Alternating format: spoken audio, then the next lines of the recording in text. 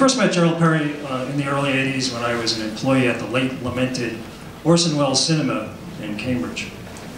I was working the box office one night, and this guy rushed in from the rain. He stuck his press pass into the ticket window. He said, ran into the theater, and he was gone. But I did catch his name on the pass. It was Gerald Perry, and I was impressed. And I'm not easily impressed, and I wasn't then either, because just the week before I had sold a box of popcorn to John Updike. So I didn't see him for years later, but I remember thinking then, this is the guy who writes those great reviews in a real paper. And then I thought, I want his job. So later, when years passed, Jerry and I became colleagues at the Boston Phoenix, and I got to know him a little better. I got to know the passion, the knowledge, the wit, and the insight that he brings to his love of the movies. As his editor, I got to know his endearing little quirks like spelling Romania with a U, as in Romania. I also got to know his wife, the very talented, the even-tempered and very tenacious Amy Geller. The two together formed an ideal pair to make what I think is the first and only film about film criticism in America. It's about its origins, its history, its purpose, and its future, if any. They also had perseverance. This film, the project took years to complete.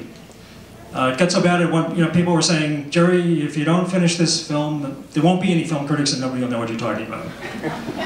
But they did finish it, and we're still here. So it's with great pleasure that I present on behalf of the Boston Society of Film Critics this special commendation to Gerald Perry and Amy Geller for their film, For the Love of Movies.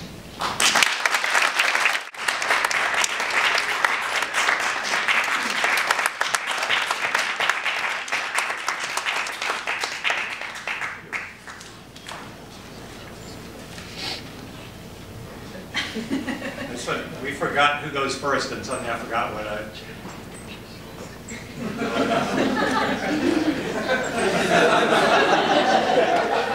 This is not a joke. Romania is true. I just spell it with a U. My mother lived in Romania. Not really, she did. Okay. So our film, as you said, is a film about film critics.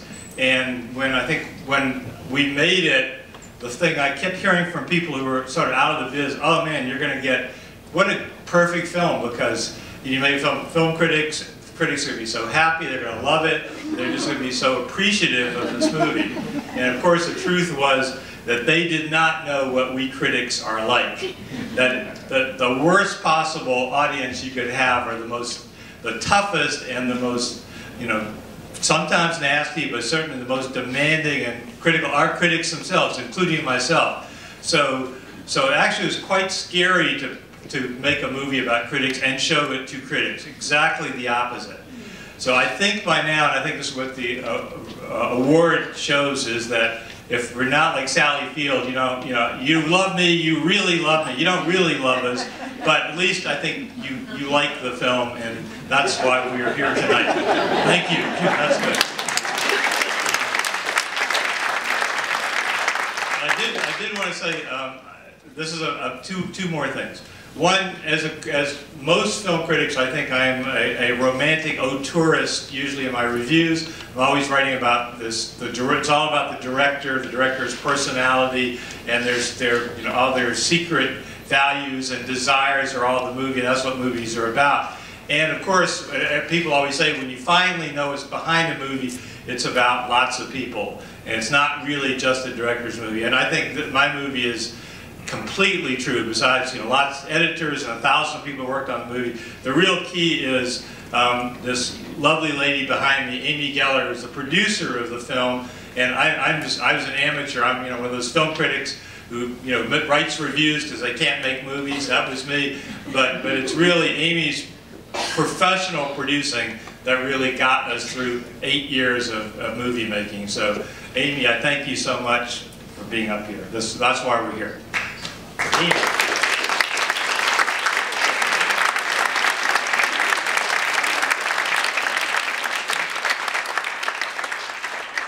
final thing, what is the movie about? Besides the history and nice talk, it's about the need for people to read film criticism. And to not forget about it. As I would say, when I go around the country with a movie, I always say I'm very lucky to be in Boston, which is an incredible city for film criticism. It's not the critics, the movies are so today, but we have just the best critics, and we have so many of them still employed. And so, that's it. My last word is read the critics here. Okay, thank you. I just want to say a couple quick things.